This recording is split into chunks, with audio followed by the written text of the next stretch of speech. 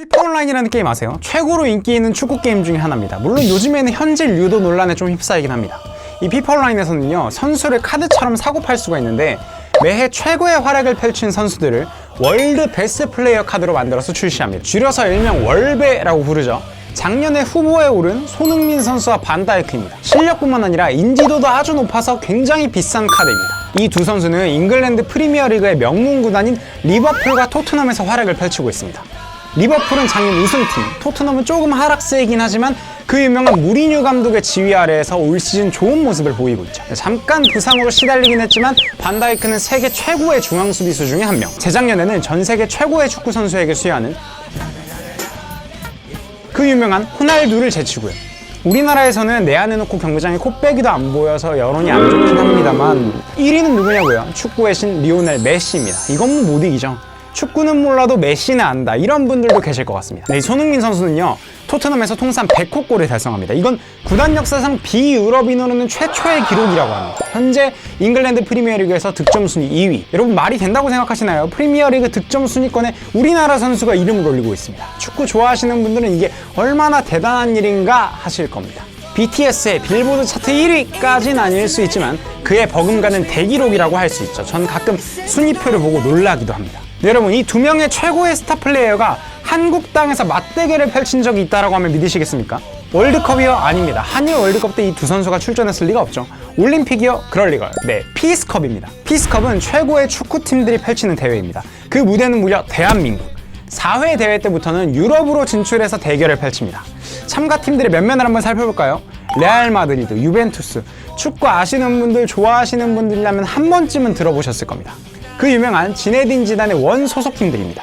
이 두 팀은요, 피스컵 준결승에서 맞대결을 펼쳤고 레알 마드리드가 승리를 거둡니다. 결승골을 넣은 선수는 바로 호날두. 이게 호날두의 레알 마드리드 데뷔골이기도 합니다. 스페인의 레알 마드리드는 미남 축구 선수로 유명한 데이비드 베컴이 뛰었던 팀이기도 하죠.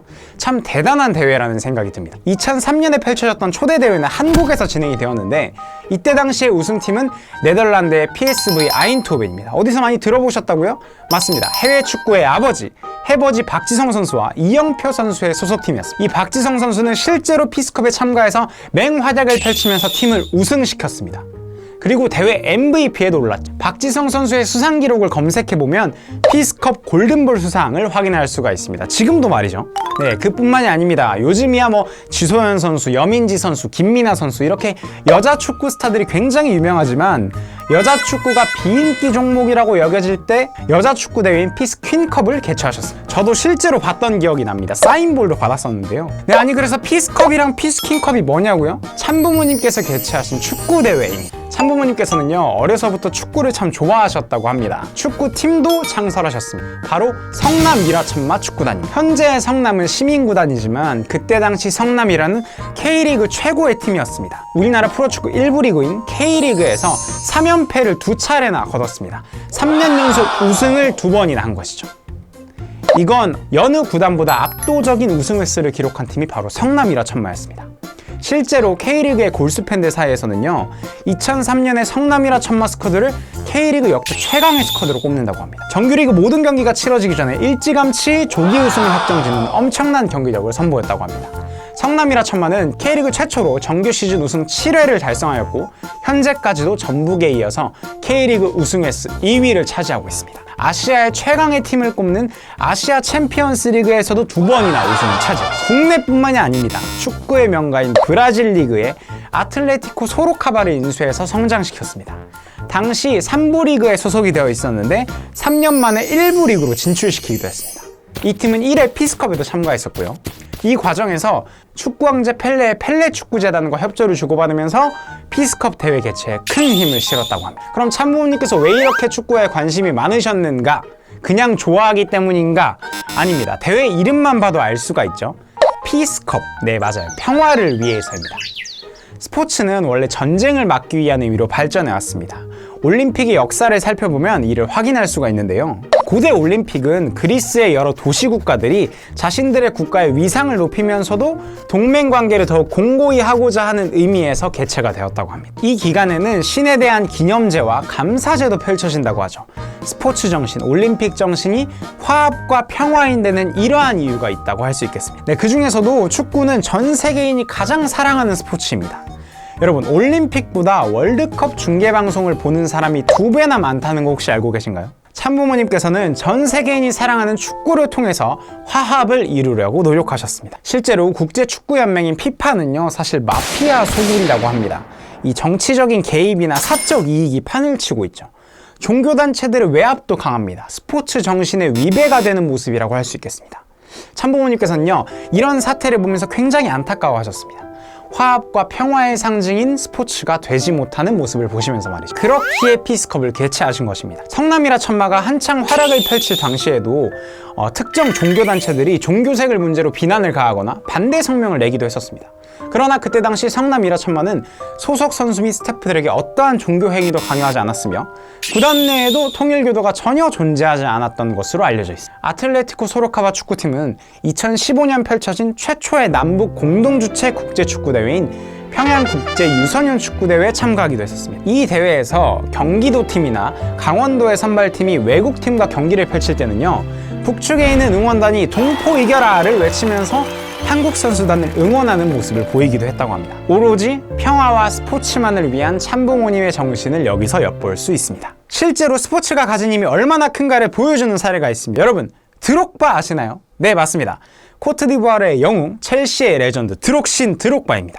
2006년 독일 월드컵 당시에 코트디부아르라는 나라는 내전을 치르고 있었습니다. 국내 최고의 축구 스타인 드록바는요, 월드컵 본선 진출을 결정지은 직후에 국내 언론과의 인터뷰에서 이야기합니다. 극적으로 월드컵에 진출한 이 기쁘고 영광스러운 순간에도 전쟁을 치르고 있는 우리나라가 안타깝다. 그는 생방송에서 무릎을 꿇고 국민들에게 호소합니다. 코트디부아르 전역에 계신 동포 여러분, 오늘 우리는 모든 국민이 공존할 수 있고 월드컵이라는 같은 목표를 향해서 뛸 수 있음을 증명했습니다. 우리는 사람들을 하나로 뭉치게 할 수 있다고 약속드렸습니다. 그리고 오늘 이렇게 무릎을 꿇고 부탁드립니다. 아프리카에서 가장 풍족한 나라인 우리가 전쟁으로 이렇게 갈라질 수는 없습니다. 제발 무기를 내려놓고 투표를 해주세요. 그러면 모든 것이 점차 나아질 것입니다.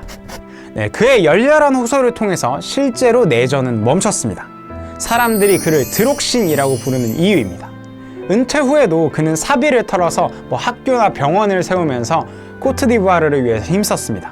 최근에는 코로나19 사태가 불어닥친 조국을 위해서 본인이 설립한 병원을 코로나19 치료센터로 제공하겠다라고 밝히면서 병원 설립을 5개까지 늘리겠다라고 약속했습니다. 이에 코트디부아르 정부와 국민들은 그에게 깊은 감사를 표했습니다. 여러분, 이것이 스포츠의 힘입니다. 한 나라의 전쟁을 막을 수 있고 전 세계적인 팬데믹 속에서도 사람들의 마음을 움직일 수 있습니다. 참부모님께서는요, 축구를 인생의 축소판이라고 표현하셨습니다. 축구를 할 때 혼자 드리블해서 골 넣는 것은 아주 어려운 일입니다. 메시나 마라도나 같은 플레이어들도 동료들이 패스도 받아주고 또 수비도 끌어줘야 골을 넣을 수가 있죠. 혼자만의 힘으로는 안 됩니다. 박지성 선수같이 팀을 위해 헌신적으로 수비하면서 적재적소에서 살림꾼 역할을 하는 사람도 필요하고, 조현우 선수처럼 팀을 위기에서 구해내는 멋진 선방쇼를 펼치는 골키퍼도 있어야 합니다. 이렇게 한 팀이 되어서 11명이 마치 한 몸과 같이 움직이는 것처럼 조화와 통일을 이루는 것이 우리의 인생이지 않을까라는 생각이 들었습니다. 평화와 축구는 잘 어울리는 한 쌍의 파트너입니다. 여러분도 스포츠를 좋아하시나요? 스포츠가 가진 평화의 힘을 믿으시나요? 오늘은 스포츠가 가진 힘을 확인할 수 있는 영상을 시청해보면 어떨까요? 놀라운 평화의 매개체임을 확인할 수 있을 겁니다. 네, 오늘 말씀도 잘 들으셨다면 구독, 좋아요, 댓글, 알림 설정까지. 그럼 다음 시간에 만나요. 안녕!